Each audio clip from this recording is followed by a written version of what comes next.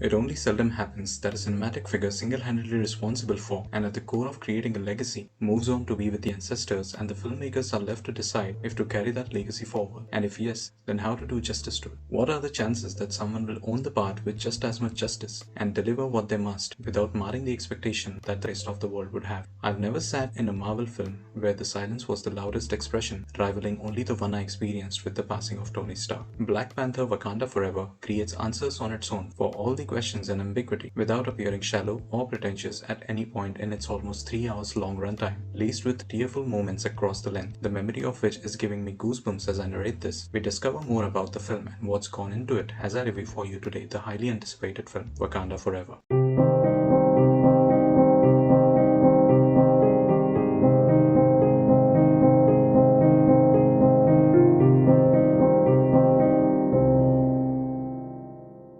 Before we move to the review, click on the subscribe button and hit the bell icon to not miss a single upload from CineMama. The film starts with the intelligent Shuri, played by Letitia Wright, trying to recreate the sacred heart-shaped herb destroyed by Killmonger to cure her dying brother T'Challa of an undisclosed illness. She fails to recreate the herb as T'Challa dies in Shuri's absence as she struggled to create the herb in the lab. A shattered Shuri is consumed with the thoughts of not having been by the side of her brother when he died, and devotes to development of better technology as a way to both grieve for and empower Wakanda, even as her mother, Queen Ramonda, played by Angela Bassett, worries about the throne and the people of Wakanda. Queen Ramonda is pressurized by forces around the world to share their vibranium resources, as Wakanda is known to be the only place on Earth where it is found naturally, and Ramonda decides against sharing the resources. As a response to this, CIA operatives launch a mission to find vibranium resources elsewhere on Earth using a machine that detects the presence of vibranium. During this operation, the CIA operatives are brutally attacked and killed by an army of unrecognized creatures who the CIA thinks are Wakandans and hence blames Wakanda for waging a war against the rest of the world. Later in the film, we discover that the unrecognized creatures were the army of Namor, played by Tenoch Huerta, the king of marine establishment named Talokan. Namor breaches the security shields of Wakanda and warns Queen Ramonda and Shuri to help Namor and his army to find the scientist who created vibranium detecting machine, or to face destruction of Wakanda by the hands of Namor and his army. Shuri and Okoye, played by Danai Gurira, ditching Queen Ramonda's warning, go to MIT with the help of their CIA friend Everett Ross, played by Martin Freeman, to find the scientist who created vibranium detecting device, only to discover that it's a young kid named Riri Williams who created the device as a school project. With the thought of safeguarding Riri from the danger that entails, Okoye and Shuri try to go back to Wakanda, where they are pursued first by the FBI and then by the Talokan army, where Okoye is defeated and Shuri and Riri are abducted and taken away by Talokan army to meet Namor. On the charges of losing Shuri to enemies, a grieved Queen Ramonda strips Okoye of her duty as Dora Milaje and goes to Haiti to take help of Nakia, played by Lupita Nyong'o, who has settled in Haiti after the blip. Soon after, while Shuri and Riri are negotiating peaceful ways to resolve the tension that Talokan and Wakanda are experiencing with the rest of the world, Namor briefs about his bitterness and warns that if Wakanda doesn't team up with Talokan to wage a war against the rest of the world, Namor will destroy Wakanda first. And it is at this point Nakia gains access to Talokan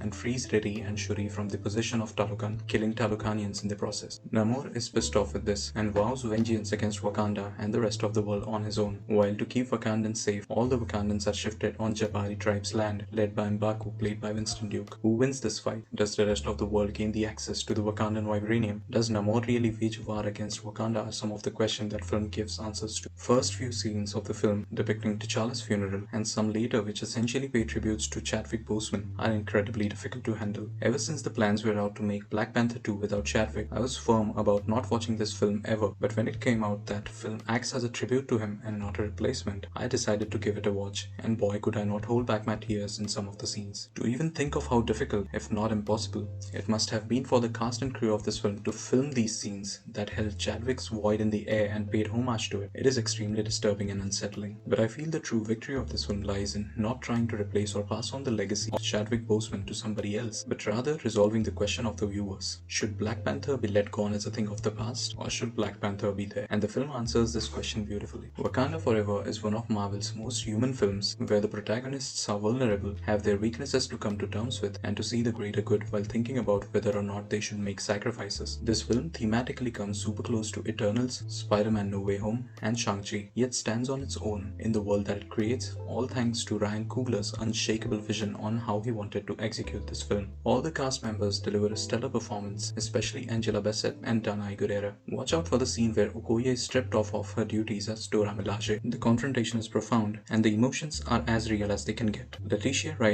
as Shuri has done justice to the role of a grieving sister, hell-bent on devoting her life to save Wakandans from the looming threat over the nation. Some cameos are absolutely surprising in the film. One thing that I really liked about these cameos is that they don't forcibly try to bring in characters and force-fit them in the storyline to expand the universe. Rather, they allow a Black Panther sequel to be a Black Panther sequel. My opinion about Namor is super subjective, and I'll try to do justice to it by being as honest as possible. Imagine a character that is set out to single-handedly take on Wakanda as the advanced nation that it is, while parallelly challenging the rest of the world too to save his own people. Tenoch Huerta is compelling only in parts, where he delivers expressions in the more empathetic and heroic sequences. But I feel he could have been more menacing, more convincing, and more torn apart than what he embodies. But I'm sure with the charming personality that he has, he will deliver in subsequent films. The cinematography by Autumn Dural Arkapo is stunning to say the least, especially in the mid-credits scene. That scene really accentuates the feeling of the audience and the cast and the crew when they are making or watching the film, thereby becoming the scene that pays the most moving homage possible to Boseman. Music by Ludwig Göransson, who was in my honest opinion robbed of at least a nomination for his music for Tenet, is absolutely humbling and soulfully blends in with the spirit of the film. All in all, Wakanda Forever does justice to what the sequel to Black Panther should have been and what Chadwick would really have been proud of. Can't help but remember Chadwick's this interaction with the reporter where he was essentially prophesizing his death. What about Black Panther 2? Anything? I'm dead. No, we're not ready for you to be dead, Chadwick. But I am. I'm dead. That's all from CineMama this week, folks. I shall be back next week with another interesting review of film that you should definitely watch. But don't go yet. Here's my most favorite scene from the film for you. Have I not given everything?